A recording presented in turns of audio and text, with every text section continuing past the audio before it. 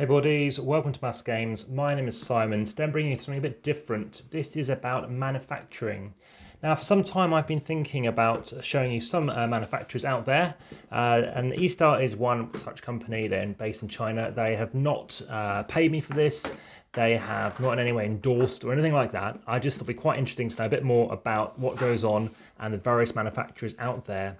I could talk to you about publishers and everything else, so please let me know in your comments what your thoughts are on this, as it's something personally that I find very interesting, especially as I'm thinking about making a game in due course. There's a few ideas, and obviously there's lots of different publishers and manufacturers out there, and this is just one such video. So again, curious to know what your thoughts are. If you're interested, I'll do a lot more, and yeah, please let me know.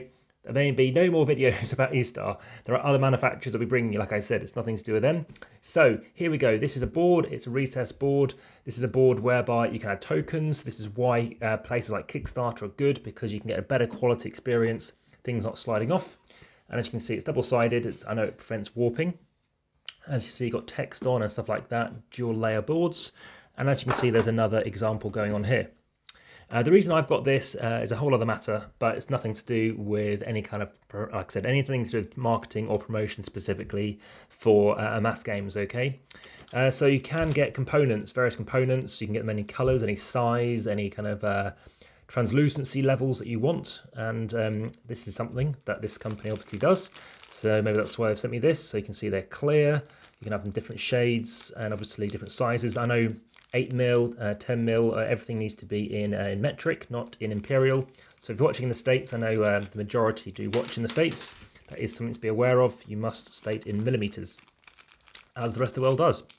Different dice, so we have different dice here. I could do a dice distancing video if you like dice distancing and seeing whether or not you need a games tray or something like that. I do have many other kinds of accessories on the channel. This will go in the accessories playlist, so if you want to see more about different dice trays, different dice towers, different boxes, card holders, stuff like that, as well as deck boxes, check that out.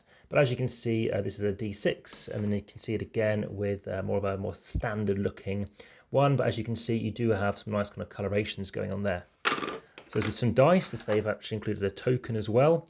So if you wish to obviously have a first player marker or something like that, you can have it in wood or other things. In this case, you can have metal, I don't know, lapels, whatever you want to call this, for whatever you might need it for. I don't know when I might use this, but one thing that it does have is an insert, which does cost more money, I know, for a game, but it is something you might want to consider. If you are a board game publisher or first-time designer and looking to get a game made, then of course this might be more for you. I don't know if you are someone who wants to see board game reviews, and I can of course bring you many like that. Other such games, which in fact were on Kickstarter, includes incredible arts in games such as 1565, and you can find more videos of that on the channel, and new games coming to Kickstarter as well. So that's that. Let's talk about miniatures. So this company happens to do miniatures. You might recognise what game this is from. The game is Nemesis, so they happen to do that. And again, there's another one that they're showing off. As you can see, they sometimes fit in quite nicely. But there you go. You can obviously have various levels of paint and sun drops and various other nerd terminologies. So you've got this ginormous one. You can have massive, obviously, huge figures if you want.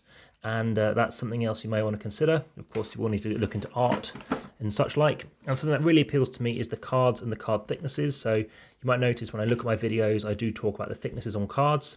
This is a bit more of a linen finish. It does say a core card here. But if we go through, we have different things. So a bit more of a thicker stock card called a Kleur. I don't know what that is all about. And there are other games in here too. Sometimes I use some other things. Ivory, a lot thicker, 350 as you can see. And there's other games I've seen which are even heavier than that, which are like 400. So thicker cards for whatever you want to use them for, higher quality, but yeah, a bit more of a bend. And now let's look at some cards. So this is from Tainted Grail, which you can also check out on the channel.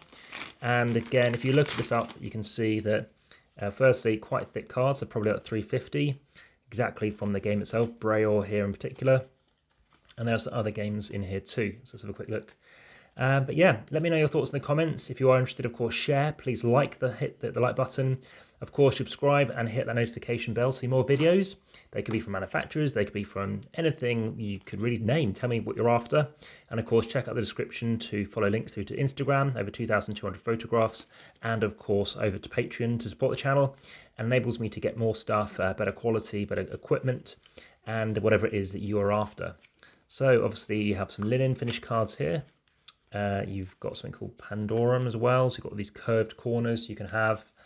And yeah, I mean, I'm sure other manufacturers would be interested. There's these very hard, thick cards here. As you can see, some of them aren't in the English language, so it depends on who wants to have it made, obviously to their specification. You need to be very specific on the RGB index, on the hex indexes to say exactly what you're after. They'll print exactly what you state. I've got more to share, more things to tell you about why board games are of a particular size and how all that works, but that will be in another video, more about the history of board games, something else I'm doing. So this has been a different video of course. This hasn't been a review of a game. It hasn't been a review of even a series of games, or of a publisher, or of a retailer. Sometimes, you know, I might say I've got this game from this retailer, I might talk to you about Board Game Arena. In this instance though, this is just about, I guess, the different things that can come out. I mean, they all kind of do the same stuff. But in this instance, I just thought it'd be quite interesting from a content point of view. And of course, if it's of interest for me to bring you stuff from certain manufacturers. I think that's kind of the final piece of the puzzle, literally, about other things out there in the industry. But I've got more to tell you, more about conventions and stuff. So is this of interest? Please let me know. Bye-bye.